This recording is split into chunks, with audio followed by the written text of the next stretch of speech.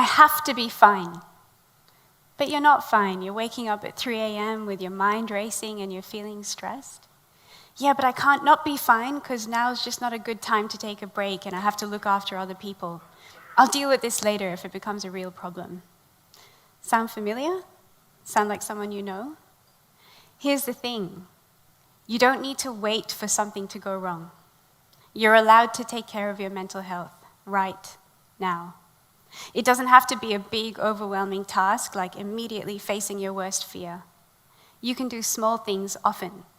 Small things to be kind to yourself that are meaningful to you. Small things that become a part of your daily routine, just like we brush our teeth every day. A colleague once said to me, imagine what it would feel like if you didn't brush your teeth for a whole month or a whole year. And yet, this is how we treat our mental health.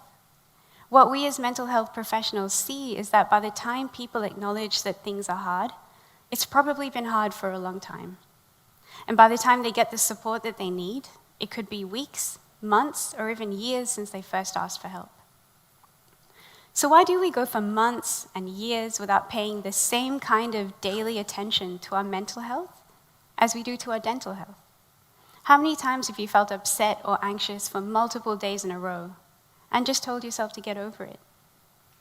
So today I'm going to attempt to share my understanding of an issue that is complex and sensitive and nuanced based on how my understanding of mental health and well-being has evolved through my clinical training, through learning from First Nations perspectives on well-being, through working with refugee communities and research, and through working as an eating disorders clinician. I know this might sound like a super random assortment of jobs, but turns out it's not. There is a common thread, and here it is. People from different cultural backgrounds have different perspectives on mental health. So what it means to pay daily attention to your mental health will be different based on your background, your culture, and your life experience.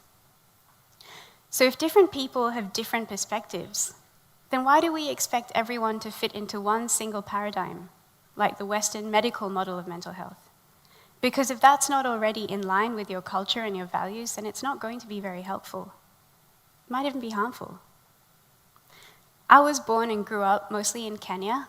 I lived in Uganda and Jordan before moving here to Burlu on Wajak Noongar Boodja, or Perth, Western Australia. While growing up, I was exposed to so many different ways of living and so many different ways of thinking about things, like food and language and history and music.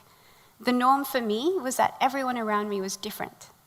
So I never really had to think too much about me or myself or my own life experience and how that influenced how I make sense of the world. This is called privilege. And then we moved here to Perth. So I was new in year 11, and turns out, no matter where you are in the world, a nerd is a nerd. Anyway, I didn't expect people to be too interested in my life, but if I did get questions, I thought they'd be like, oh, what's Kenya like, or what's Jordan like? Because in my mind, these are really cool, interesting places. Instead, here's what I got. How can you be Indian and Kenyan? Did you come here on a boat? Your English is actually quite good. Wait, why do you sound Australian? You didn't grow up here. So all of these are just different ways of asking the same question.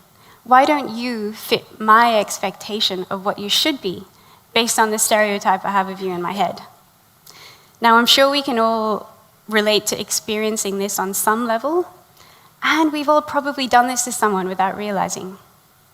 Anyway, I was confused because I thought my reality was the objective reality. But those questions showed me that our perceptions of reality can be very different. And that's because we make sense of the world through our own life experience, right? And our life experience gives us a kind of lens through which we see the world. So I was looking at my life through one lens, and they were looking at my life through a different lens. And apparently every lens has its blind spots. So then I wondered, what are my blind spots? Which led to an even more uncomfortable question. What even am I? Suddenly I'm forced to think about me and myself based on this jarring difference between how I perceive my life and how others perceive my life. So how did I deal with it? Well, I was 16, so I didn't. It was too hard. When you're 16, the most important thing in the world is to feel like you fit in. I was too busy trying to figure out how things worked here. So I spent a lot of time being very confused, and maybe that's why I went to uni for like 1,000 years and did a PhD, and I traveled and I was trying to be enlightened and know stuff, and I became a psychologist so I can understand how and why people think and act, and a researcher to be an objective observer of the world. Here's the problem. We can't be objective observers of the world because we can't separate ourselves from our life experience, our culture, our background, and our values. These are the things that form the lens through which we see the world. So why is it important to acknowledge that we have a lens? There's a well-known story about some fish. So there's two little fish swimming around, and a big fish swims up to them and says, "Hey, I've been swimming for weeks. What's the water like here in the Indian Ocean?" And the two little fish look at each other and say, "What's water?" So when we don't acknowledge that we have a lens, we can be dismissive of other people's points of view about themselves and their own experiences. And when it comes to mental health, it's all about someone's own point of view about their own experience. And just as a side note, not dismissing people makes us generally more fun to be around. So acknowledging that we have a lens is an implicit way of saying, I don't know everything. Actually, there's a lot that I don't know. And me knowing something doesn't translate to others knowing. This can be really uncomfortable at first. But then it becomes liberating because you remove that unrealistic expectation of yourself to know and understand everything, and move into a place of wondering rather than knowing. Anyway, cool story you might say, but how is this relevant to me? All of this applies to how we think about our own mental health. So if different people from different backgrounds have different perspectives, then even how we all experience pain and distress can be different. Some people might worry and ruminate, some people might feel physical pain. So what we need to heal can be different. For example, First Nations peoples might spend time on country to heal. People with Indian backgrounds might do some form of meditation to heal. People with Western backgrounds might do talking therapy to heal. I'm not saying there isn't any overlap, but there are different perspectives. And understanding your perspective can make all the difference in figuring out meaningful ways to look after your mental health. Things can get tricky if you belong to more than one culture. Maybe there's one at home and one outside of home. This can be stressful and confusing. At the same time, you can probably see the world through more than one lens, and that's a really useful skill to have. So because of my background, I like to do a little bit of everything. I go to art class for fun. I like to stand up paddleboard. I feel grounded when I'm in nature. I like to meditate. And as all my friends know, I love to talk about my feelings. So let's try this. First, ask yourself, what is my lens? How has my life experience, my culture, and my background influenced how I make sense of the world? Now, this involves looking inwards, which can be scary, and if it's too scary, then ask for help. Now, when you think about what it means to be kind to yourself, what comes up? Spending time with family and friends, connecting with your culture, getting enough sleep, having a good balance between working hard and relaxing?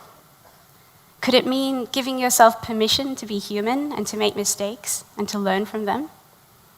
Because we can't know everything. Could it mean living in a way that aligns with what you value? Or looking after yourself in a meaningful way through your lens? Brushing your teeth every day in a way that makes sense to you? Now, of course, we can take the best care of ourselves and still get cavities or fall over and break a tooth, or someone else can hurt us. But the point is, if we can figure out meaningful ways to look after our mental health, then even when we face difficulties, we have this toolkit ready to access to help us heal. This toolkit can include asking for help from trusted people, and it can evolve as we grow and experience more things. I wonder what I would have done differently if I was aware of the lens that told me that it wasn't okay to take time off work. I think I would have made different choices. I think I would have been kinder to myself. So while we as mental health professionals work on fixing the system so that it is more responsive to the needs of young people, families, and communities, and while we as a society fight the stigma around mental health issues by educating ourselves, I invite you today to start thinking about looking after your mental health in a meaningful way based on your culture, your background, your life experience, and your values. So I'll leave you today with one question and one suggestion. The question? Look at the person sitting next to you. How might your lens be different to theirs? And the suggestion? Be kind to yourself every day in at least one way that makes sense to you. Because we don't need to wait for something to go wrong before looking after our mental health. Thank you.